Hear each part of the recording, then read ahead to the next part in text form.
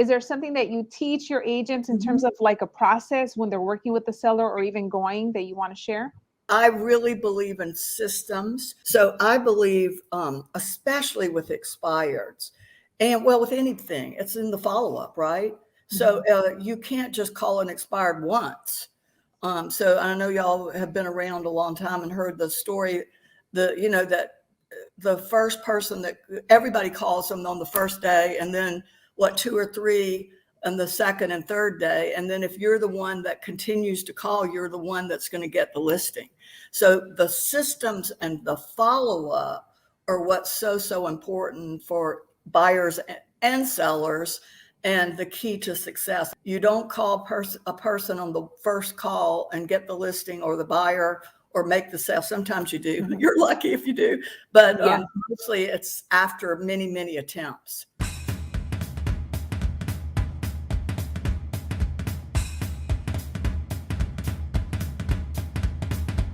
What's going on, everyone? Welcome to a brand new episode of Vulcan 7 Coaches and Mentors, a show where we bring you some of the best tips and strategies so that you can implement them in your business right now. For today's show, I have an awesome guest. Let me welcome Betty Gales. Hello, thank you so much for having me on today. Yes, thank you, Betty. So for anyone that's watching that maybe is not familiar with you, can you share with us a little bit about who you are, how long you've been in this business, and anything else you want us to know? Do I have to say how long I've been in the business? You don't have to if you want. A long time. I stopped counting. Since 1985, okay. I've been in the business. So I got started early on, and Ren Jones was my coach a long time ago. That's awesome. I built my career on expired listings almost from the beginning. So I've been a part of the Vulcan 7 and Espresso network. I've gone through every coaching training program that you can imagine. And I've just been around the block a lot of times, learned what works, what doesn't work, and still learning. Of course. And now you're doing coaching and you're helping agents, right? I am. I'm also building a team with EXP, and I coach. I was with Tom Ferry for 7 years. I just recently resigned so I could focus back on recruiting and building my team. I'm still in production. I do still call in expired listings to this day. Awesome. That's great, because a lot of the agents that watch this perhaps are working with buyers and they want to start to make that transition to working with sellers. And we know that expireds for sale by owners are the low-hanging fruit that they can go after. So for you, what would you perhaps tell these agents that want to make that transition, but are perhaps maybe hesitant or scared about going after these lead sources? To me, and this has been early on in my career, I did focus on listings, just because for me, it was more time efficient, and I would get buyers naturally from all the listings that I took. And as my team grew, I just focused more and more on listings. But like, I find that that expired listings, and there's so many ways to get listings these days, expireds right now are just such a great source, because we've gone through these last 3 years of crazy sales and not as many expireds, and now things just are not selling like they were. I don't know if this is true all over the country, but in most places. And so the buyers are not as many. And so if you have a listing, it's just even more gold right now. And I think people are just looking for good advice. So as you come in as a consultant and a counselor and an advisor, it's so nice and refreshing to have someone come in and take the listings that will talk to the sellers, tell them what's exactly is going on. And for many times, the sellers were saying, okay, I want to price my home at a certain amount, and they could just almost price it anywhere and it would sell. And that's not the case now. It has to be priced very competitively. Absolutely. So pre-qualifying these sellers to make sure that they're serious and motivated is something that agents have to do. Is there something that you teach your agents in Mhm. terms of like a process when they're working with the seller or even going that you want to share? I don't, in my personality, I don't have too much analytical in my blood, right? So, but I really believe in systems, Mhm. and I work with a virtual assistant, and also some people that are with me in my organization that have the skills that I'm missing, right? So I believe, especially with expireds, and well, with anything, it's in the follow up, right? So Mhm. you can't just call an expired once. So I know y'all have been around a long time and heard the story, that the first person that everybody calls them on the first day, and then what, two or three on the second and third day. And then if you're the one that continues to call, you're the one that's going to get the listing. So the systems and the follow up are what's so important for buyers and sellers, and the key to success, I believe, in everything: recruiting, listing, sales. You don't call a person on the first call and get the listing or the buyer or make the sale. Sometimes you do. Mhm. You're lucky if you do, but Yeah. mostly it's after many attempts. Yeah, definitely. You never know. I mean, it might happen on that rare occasion, and that's why you have to be ready with your skills. So let's talk a little bit about skills and preparation. Mhm. What are some things that agents need to be doing to be better at with their skills? Because I believe that if they have good skills, that leads to more confidence to be able to pick up the phone and call these leads. 100%. And I'm a big advocate of, people say, I don't want to follow a script. I think people don't make the initial call because they don't know what to say. So if you can practice the first thing that you're going to say and get really good and natural at that, and then listen to what they say, and you don't have to go on the script, you have a little outline, but you can, I think the reason I have been so successful over the years is I wasn't thinking about what I was going to say. I was listening to them and what they needed and responding appropriately, right? Mhm. So I had to memorize all the scripts. So I'm not saying that you don't know the scripts, but I've just been doing it so long that it just is natural that I want to pre-qualify. I want to find out their motivation.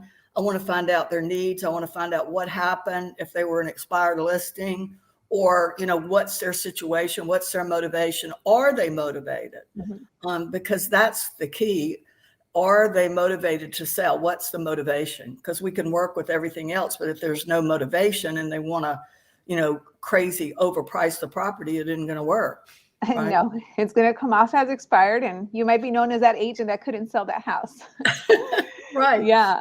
So I'm glad that you mentioned listening, because I think even agents, as they're starting out with making calls, they have the script in front of them, and many times they're so focused on the next line to say that they forget to listen to what the seller is saying. And many times they'll tell you everything that you need to know without you having to ask the same question. Exactly. I just had this call, and now the AI, when you get these automated calls when they're, recorded, now it's like a real person is on the call, but it's automated to the fact, I guess they know what you're going to say, and then they respond, and you go, you can tell that they didn't have a clue what you just said. It was an automated thing. And that's how I think people feel when an agent calls Mhm. them on a script that they don't know the script and they don't feel heard. Yeah, Um, yeah. Well, I exactly. remember one time I had this huge listing. It was my biggest listing. And the lady said, you won't believe all these agents are calling me. Like, I'm an agent too, but she didn't think I was one of those. Yeah, yeah, yes.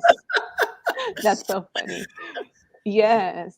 Now I know that you mentioned that right now you're still in production. Hmm. So what does your day look like if you want to share? Yeah. When I was coaching, I had 40 clients, and I just quit. Like, it's going to be a year in September, or I said quit, or am not coaching that many people now. Mhm. I don't have 40 people, but when I was coaching, I had at 8 o'clock a client. At 8:30, I couldn't be 1 minute late. Right. So I've learned to stay on a schedule, which is it's freeing. Mhm. So I continue to keep that schedule. Like, I will lead generate for recruits for an hour. And then, I'll schedule my day, because if I don't schedule my day, the day just goes without me knowing what I've accomplished, right? Yeah. So, Yeah, that happens all the time. I think a lot of times, even myself, it has happened where we know of so many things that we have to do, but if it's not in the calendar or if it's not time blocked, sometimes it doesn't get done or you forget about it. So, yes, having a schedule, knowing your routine is very important. So, we're talking lead generation, what you're doing now in terms of mindset, because I mhm. think that's very important, especially in this business. This business is not for everybody, and you can be very discouraged if you get, someone over the phone. So, what can agents do to work on their mindset? Great question. I've just always been a seminar goer. I've always had a coach. I've always read books. I love that. That's just something that stimulates me. If I'm in a slump, I usually look around and I'm alone, if that makes sense. Like, you reach out to people who are just inspirational when you're alone. When say, I've been with a coach for 2 or 3 years and I'm making a change, and I'm in between coaches or in between programs, that's when I find myself not as if I'm not accountable, Mhm. that's when I get in a slump. Yes, yes. I'm glad that right now we're talking about coaching and that you just mentioned that, because it seems like a lot of agents, they want to get that next deal, but they're hesitant about coaching or getting a coach or investing in themselves. So what would you say to that agent that's, on that peak, like what Yeah. would you say so that they take that leap and invest? It's so worth it. It is just absolutely, I don't know where I'd be if I hadn't gotten into coaching early on. Like Mhm. Mike Ferry was my first coach when he just began his coaching program. And, like that's, even though I had I was with a company, it was a great company. It just was somebody who cared just about me, my coach, Mhm. and that got to know me personally and could bring me back on track. Yeah. And many times, they're going to teach you things that are going to make the learning curve shorter. So instead of you trying to figure things out or spend thousands of dollars on something that maybe doesn't work, maybe the hundreds or thousands of dollars that you spend with the coach is going to be so much worth it in the long run and lead you to Absolutely. Yeah. success. Yeah, which is what you do now with agents that you coach as well, right? hmm Can you tell us You know, more? I love what I sort of discovered this. Tom Ferry had a seminar, and we all broke into mastermind groups. And so I was coaching 40 or 50 agents at the time. So I got about 10 uh, clients who I thought would get together, would work well together. And I was still individually coaching them, but I brought them in together to a mastermind. And this was 3 or 4 years ago. That group is still together. And, they have made amazing progress just between themselves. Just Mhm. hearing, you think, well, she can do that, I can do that. And I found that groups, like sometimes you have these group programs where the speaker just speaks, and you learn, which is training, which is good. I have such a short attention span that doesn't work for me. I like interaction. Yes, me So too. most of my coaching now I do in groups. So I like to keep 8 to 10 in a group. And then like you get more input, and I like to get the people together that have things in common or that can complement each other. Mhm. So most of my coaching now is in groups like that. And it's virtual. Can you tell us a little bit more in case Mhm. people are interested in Mhm. joining you? Yeah, so I have all sorts of groups. It just depends on the intensity Mhm. that you want to, what you want. I mean, I still do individual coaching, and I still do I coach some teams, not very many, and then my groups and my partners that I work through, and then I get together groups, and we focus on. I would say it's similar to, like, I don't like to have it go the whole year. It's like a 90-day program. Mm. And then people can sign up again for it, right? They can go through the 90 days, But I find people start, you know, if they can keep up something for 90 days, then they're going to make they're going to make a really big difference. Like if you can do a diet for 90 days, right? Or you can make your calls for 90 days straight. You can make it through the 90 days. You know, it's sort of like based on that 12-week yearbook. Yeah. Where you get more done in 90 days than you can in the whole year because you have that goal. And so we focus on a couple of major things, not 20,000, but a couple of major things that we want to accomplish. And then you can go to the next group if you want to, but like you have something to show for it after 90 days. That's awesome. And it would be focusing on listings or buyers and sellers, a little bit of everything? Yeah, I get a compatible group. So some people might be focused on recruiting.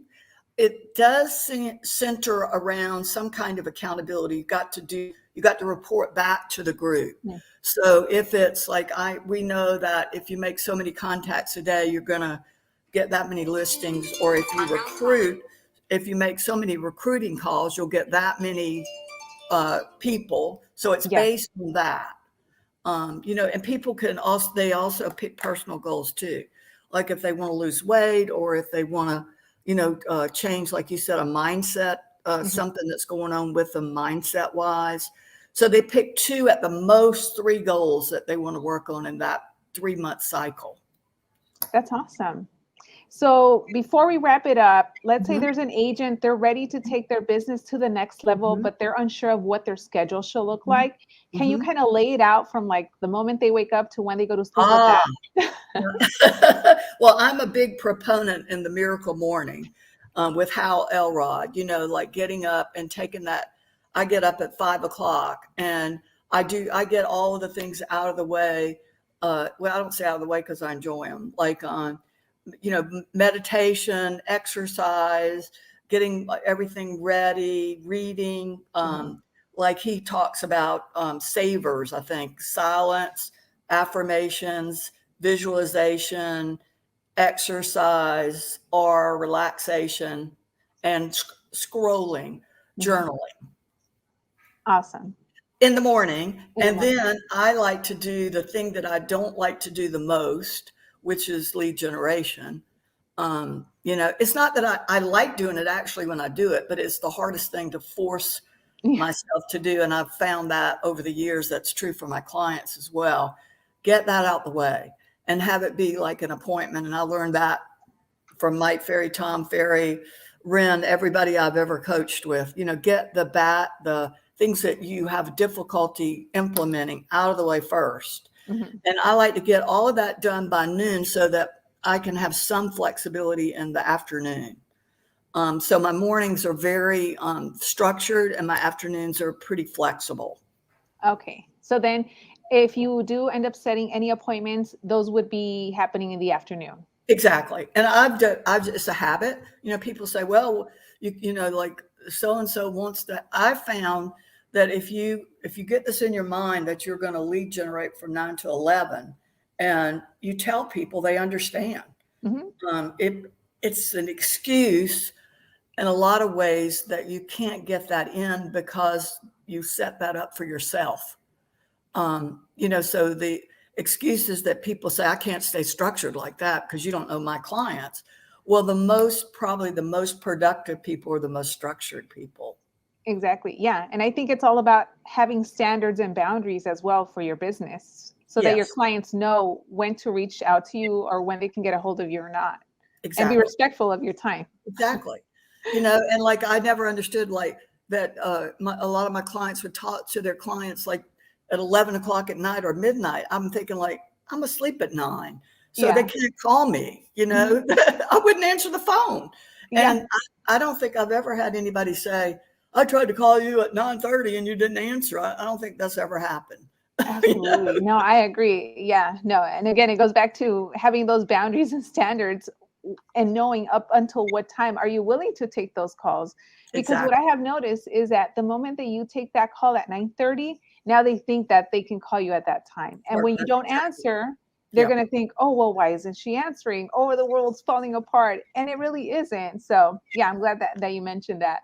So Betty, to wrap it up, if anyone does want to join your coaching, Mhm. where can they find you? What's your website? Tell us all. Yeah, it's bettygales.com, my name. And that takes you to my real estate site. But my email is also my name, bettygales@gmail. And my cell phone, I don't know, can I just say what it is? I don't know Yeah, if if you'd anybody like. write it. Okay, 843-270-8193. And that's the only phone I have, and I do answer. Awesome. Unless it looks like a vendor. I don't know how. Unless it's at 9:30 p.m. or 11. Exactly. And then can you mention once again where it is that you are located, just in I'm case in anyone? Charleston, South Carolina. Charleston, South Carolina. There you go, ladies Uh-huh. and gentlemen. So Betty's information will be in the description box below in case you need to get a hold of her, join her coaching. Betty, once again, thank you so much for doing this interview. We hope that you had a great time, and everyone that's watching, we hopefully hope that you took a lot of notes. We'll see you on Thank the you, next one. Caroline. Great to meet you and talk with you. Have a great Yes. day.